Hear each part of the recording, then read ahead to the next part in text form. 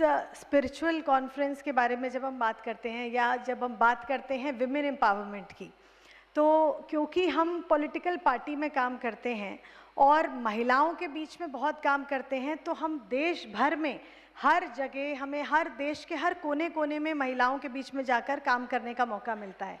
और चाहे वो रूरल एरिया हो या अर्बन एरिया हो, मुंबई हो, दिल्ली हो, मेट्रो सिटीज़ हो, या फिर उदयपुर के आसपास के जो ट्राइबल इलाके हैं, या उड़ीसा का ट्राइबल एरिया है, या बिहार का है, छत्तीसगढ़ का है, सभी जगह हमारा प्रवास रहता है, हमको जाना रहता है। लेकिन कुछ चीज़ें जो इन कुछ सालों में बदली हैं, मैं केवल आपको थोड़ा वो बताऊंगी और अपना थोड़ा सा एक्सपीरियंस जो यहाँ रहा उसके बारे में बताऊंगी कि बहुत सारी चीज़ें मुझे ऐसी लगी जो ब्रह्म कुमारीज़ और भारतीय जनता पार्टी बहुत कॉमनली एक साथ करती है। जैसे हम जब बात करते हैं वसुधैव कुटुंबकम की, और जैसे G20 समिट जब भारत में हुआ 2023 में, तो उसका भी जो थीम था वो वसुधैव कुटुंबकम था। वो यही था कि कैसे वन अर्थ, वन फैमिली और वन फ्यूचर के लिए हमको काम करना है, उसका थीम भी वही था। और मुझे लगता है कि यहाँ पर ब्रह्म कुमारीज़ का भी एक जो थीम है वो यही है लगभग, कि कैसे हम एक परिवार की तरह रह सकते हैं। तो इस थीम को लेकर भारतीय जनता पार्टी काम करती है। हम लोग केवल पार्टी के लिए काम नहीं करते हैं, केवल पॉलिटिकल पार्टी नहीं है, इसकी एक आइडियोलॉजी है, और आइडियोलॉजी है हमारी इंटीग्रल ह्यूमैनिज्म, यानी एकात्म मानववाद। और इंटीग्रल ह्यूमैनिज्म का मतलब होता है कि हर एक व्यक्ति को आप कैसे बेटर व्यक्ति बनाएंगे, कैसे उसे बेटर बनाएंगे।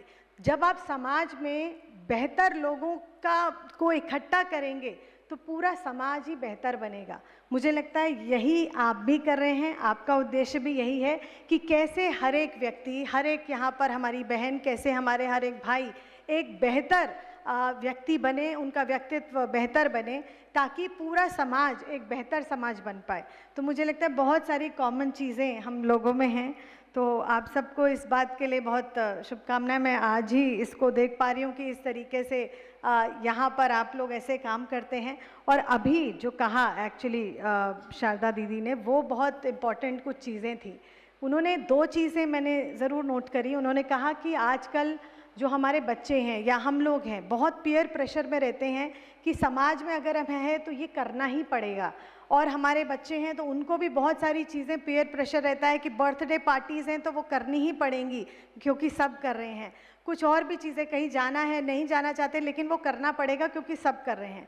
तो मुझे ऐसा लगता है कि एक तो जो बेटर मदर हम अगर कैसे बन सकते हैं, माँ बनने के लिए कोई अवार्ड नहीं मिलता है, मुझे लगता है उसको भी हमें सेलिब्रेट करना चाहिए। जैसे हम बहुत सारी, हम कल्पना चावला को सेलिब्रेट करते हैं, हम अपनी सुनीता विलियम्स को सेलिब्रेट करते हैं, हम रानी लक्ष्मीबाई को सेलिब्रेट करते हैं। हम आज मिशन हमारा जो सिंदूर ऑपरेशन था उसमें जो दो हमारी बहनें थी, सोफिया कुरैशी और हमारी विंग कमांडर व्योमिका, उनको हम सेलिब्रेट करते हैं कि वो कैसे उन्होंने सब चीज़ें हमारे सामने रखी और उसको प्रेजेंट किया।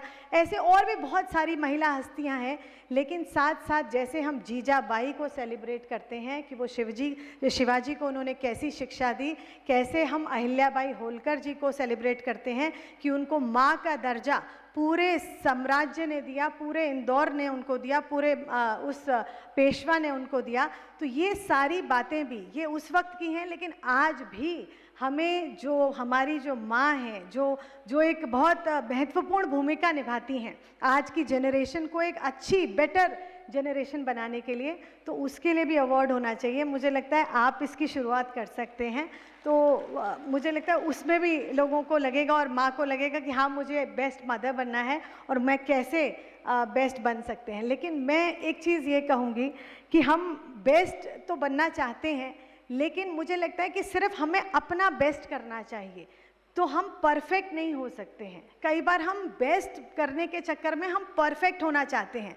तो दोनों चीज़ों में बहुत अंतर है, एक है परफेक्ट होना, एक है बेस्ट होना। तो बेस्ट तो मैं जितना बेस्ट कर सकती हूँ मैं अपना बेस्ट करती हूँ और उसमें मैं खुश रहती हूँ। लेकिन अगर मैं चाहूँ कि मैं परफेक्ट हो जाऊँ, तो परफेक्ट तो कोई भी व्यक्ति नहीं हो सकता। इस पूरे विश्व में कोई व्यक्ति नहीं है जो परफेक्ट है। तो अगर हम परफेक्ट होने के पीछे निकलेंगे तो हम कभी खुश नहीं रह पाएंगे।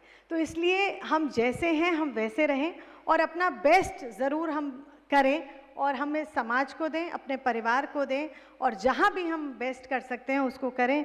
तो मैं तो सिर्फ आप सब लोगों से यही कहूँगी, और यही कहूँगी कि बहुत सारी चीज़ें हमारे बीच में आती हैं।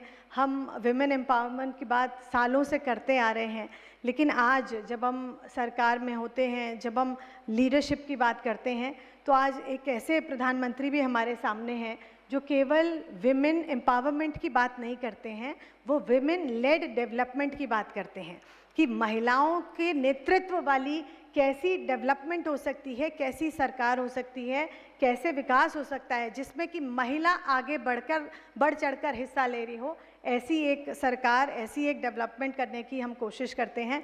उसके लिए बहुत सारी चीज़ें हम लोगों ने की भी हैं, लेकिन जैसे मैंने कहा कि हम प्रवास बहुत सारी जगह करते हैं। तो अब मैं काफ़ी गाँव में जैसे जाना हुआ तो मैंने पूछा कि आप सब लोगों के पास, कितने लोगों के पास कुछ साल पहले बैंक के खाते थे? तो एक भी बहन ने या भाई ने हाथ नहीं उठाया, किसी के पास बैंक का खाता नहीं था। लेकिन मैंने पूछा कि आज कितने लोगों के पास यहाँ पे बैंक के खाते हैं, तो एक भी व्यक्ति ऐसा नहीं था जिसने हाथ नीचे रखा हो। 100% लोगों के पास आज बैंक में अकाउंट हैं।